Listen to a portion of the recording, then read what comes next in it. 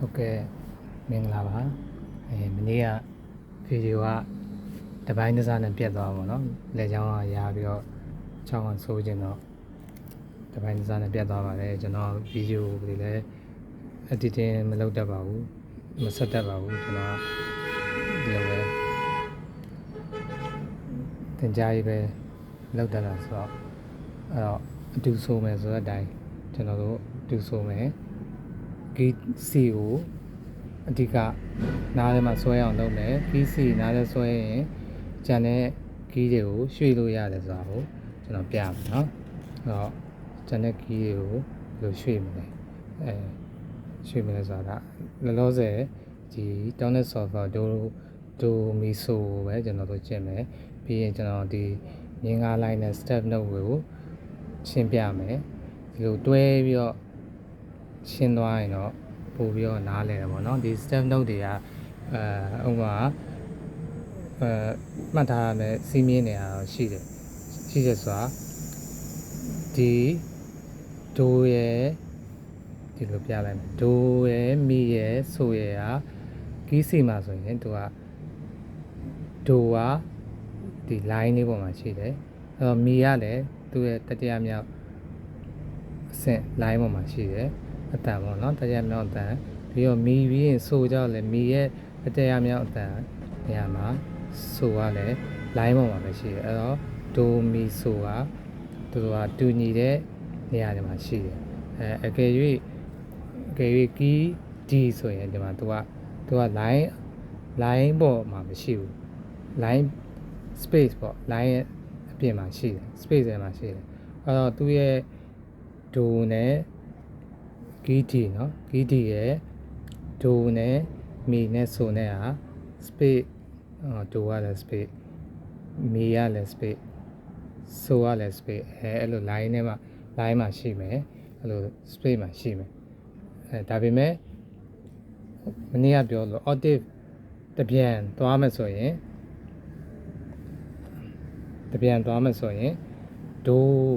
ဒိုမီဆိုเนาะဒိုကြတော့သူကဆန့်ကျင်ဘက်မှာရှိမယ်ဆန့်ကျင်ဘက်ဆိုတာ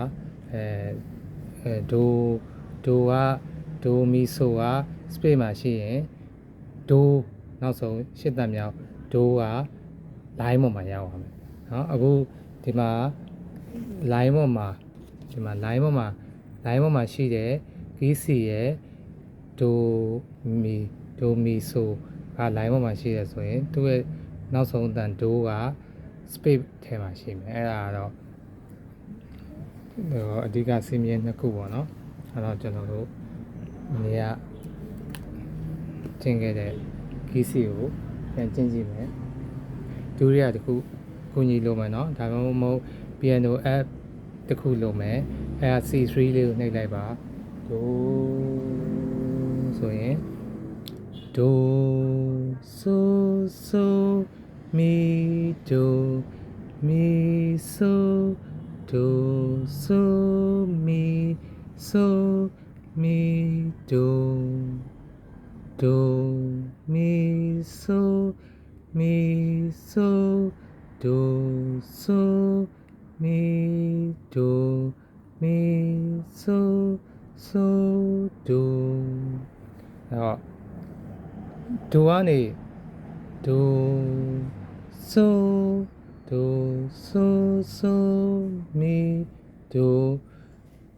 တဲ့ရတာကတ်တယ်သူ့ရဲ့ interval ဆိုအကွာအဝေးနှစ်ခုရဲ့အကွာအဝေး interval ကြီးကအကျယ်ကြီးအစမှာဘယ်လိုလုပ်နိုင်မှာလဲဟုတ်တယ်အဲ့တော့ဒိုကနေဆိုတက်မယ်ဆိုရင်ဒိုဆိုစိတ်ထဲကနေဒိုရီမီဖာကိုအစင်တိုင်းဆိုလိုက်ပို့လွယ်တယ်စိတ်ထဲမှာဒိုတစ်လုံးပဲအတန်ထွက်ပြီးကျန်တဲ့ရီမီဖာကိုစိတ်ထဲကဆိုလိုက်ဆိုရောက်မှအတန်ထွက်မီဆိုလည်းဒီလိုပဲဒိုမီဆိုဒိုမီဆိုဒိုရီမီဖာဆိုဒိုမီဆိုအဲ့လို step လေးခံပြီးကျင့်ရင်ပို့ရောလွယ်ပါတယ်เนาะအဲ့လိုကွက်ကို ပထမတော့အတန်ထွက်လေးပေါ့လေတူတူလေးနောက်တော့စိတ်ထဲကနေဆိုတာမျိုးဒါမျိုးလောက်တာပို့ပြီးတော့လွယ်ကူပါတယ်အဲ့တော့ဒိုးတန်ကိုကီးစီရဲ့ဒိုးတန်ကိုအတိမှတ်ထားရမှာပါစိတ်ထဲမှာနော်နှလုံးသားထဲမှာဒိုးအဲ့တော့ဂီတာတော့ပါဆိုကြတော့လူတိုင်းတီးတတ်ချင်မှတီးတတ်မှာပေါ့နော်ဒူရီယာတကူကိုညဆိုတော့အဲ့တော့ piano app လေးတစ်ခုကိုချပြီးတော့အဲ့ဒီထဲမှာ piano club မှာဒီ piano club လေးမှာဆိုရင် C3 လို့ရေးရတဲ့ piano app ဒီမှာအဲ့လိုရေးတယ် C3 C4 တော့မြင့်ဒီဟာ C3 ဖြစ်ရင်ဒီအနောက်ကဒိုးက C4 ဖြစ်သွားမှာပေါ့နော်အဲ့လိုမျိုးနှိပ်လိုက်ရင်အတန်ထွက်တယ်အဲ့ဒါလည်းနဲ့နှိပ်ပြီးတော့ကျင့်လည်းရတယ်ဒီလိုကျွန်တော်လိုကတ်ပြားလေးနဲ့ဖြစ်စာရွက်ပိုင်းလေးနဲ့ဖြစ်လိုရေးထားလိုက်မယ်ဒီအောက်ကဟာတွေပဲအရင်ရေးမယ်နော်ဟို step notation မတတ်တဲ့လူကခဏနေပေါ့ဒီဒိုဆိုးမီဒါလေးတွေရေးပြီးတော့ခုန piano app လေးကိုဖွင့်ပြီးတော့မှဒါကိုကြည့်ပြီးတော့တီးပြီးတော့အကိုက်လိုက်ဆိုရင်လည်းရတယ်နော်အဲ့တော့အကိုက်ဆိုမှဆိုရင်ဒိုက C ကိုနှိပ်မယ်မီက E ကိုနှိပ်မယ်ဆိုက G ကိုနှိပ်မယ်အဲ့ piano application လေးမှာအဲ့လိုနှိပ်လို့ရကျွန်တော်ကဟို YouTuber တွေလိုမပြတတ်ဘူးပေါ့နော်ဒီတူရီယာလေးဟိုတစ်ဖက်ပါလူကတစ်ဖက်ဒီလိုပြတာလက်ညှိုးထိုးပြတာလို့လုံးမတက်လို့ကျွန်တော်လည်းဒါကျွန်တော်ပြတဲ့စီစဉ်တိုင်းပဲကျွန်တော်နားလည်အောင်ပြနိုင်တယ်ပေါ့နော်အဲ့တော့ဒ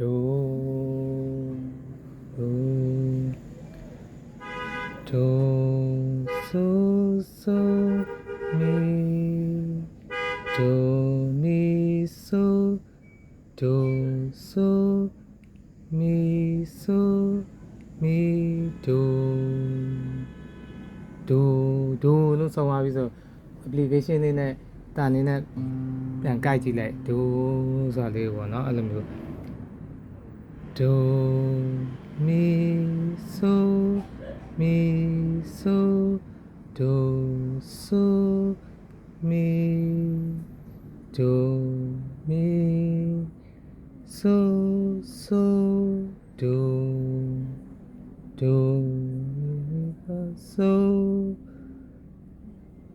ဒို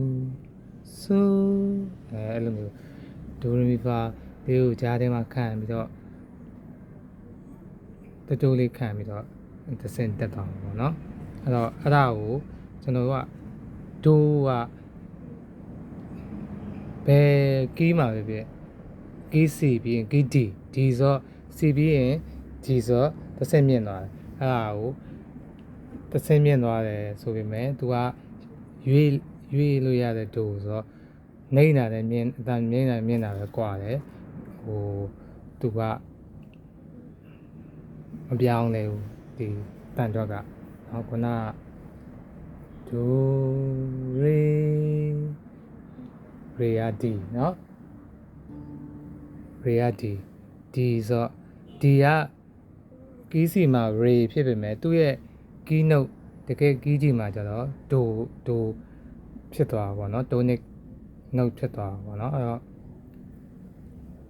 ကီးကြီးဆိုရင်စန်နီယာကလုတ်လေး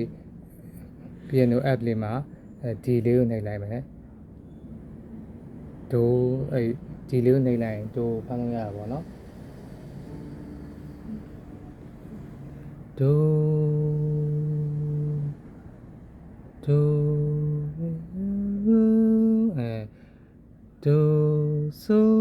ဆိုမီဒိုမီဆိုဒိုဆိုမီဆိုမီဒိုဒိုညာရောက်ရင်ကိုယ့်ရဲ့ D လေးနဲ့ PD ဖြစ်တဲ့အတွက်ဒီနှုတ်လေးနဲ့ကိုက်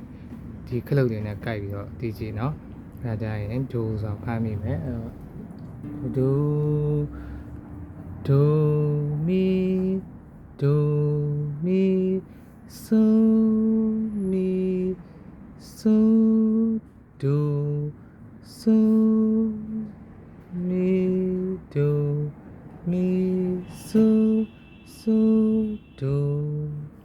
ဒါလေးကခုနကကီးစီနဲ့သူနဲ့နှုတ်ခြင်းတူတူအတန်ထွက်ခြင်းတူတူပဲဒါပေမဲ့ step note မှာကျတော့ကွာသွားတယ်เนาะအနေမြင့်ကွာသွားတယ်ရေးတာကအဲ့တော့ step note ကိုမကြည့်ပဲနဲ့ဒီဒိုရီမီဖာနဲ့ပဲဆိုမယ်ဆိုရင်တူတူပဲဒါအမြင့်နေကီးအနေမြင့်ပဲကွာမယ်เนาะကီးအနေမြင့်ပဲကွာမယ်အကယ်၍ step note နဲ့ဆိုရင်တော့ကျွန်တော်တို့က site စင်းမတက်ဘူး step note နဲ့ပဲရေးမယ်ဆိုရင်တော့ကျွန်တော်တို့ key လိုက်ကွာသွားပါတယ်သူကဒီမှာဘာမှမရှိဘူးသူကဒီမှာသင်္ကေတတွေရှိတယ်เนาะ sharp two sharp ရှိတယ်အဲ့ဒါတွေကနောက်သေချာကြားညက်ပြီးတင်သွားပြီပေါ့เนาะအဓိကတော့ tonic sulfur တော့အဓိကထားပြီးတင်ပြသွားပြီပါဆိုတော့ကျွန်တော်လည်းဗီဒီယိုရိုက်ရှင်းရင်ကြည့်ရတဲ့လူတွေအဆင်မပြေအောင်လို့ဒီနှစ်ခုကိုပဲကျင့်ကြည့်ပါဒိုကီးစီကဒိုကီးစီပြန်ဖန်ဒိုရေကကီးတီဖြစ်သွားပြီเนาะဒိုရေဒိုအဲ့မှာဒိုဖြစ်သွားကီးတီမှာဒိုမီဆိုဒိုရေမီဖာဆို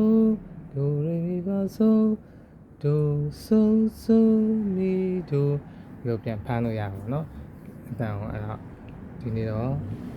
လောက်ပါပဲ10မိနစ်ကျော်ပါတော့เนาะ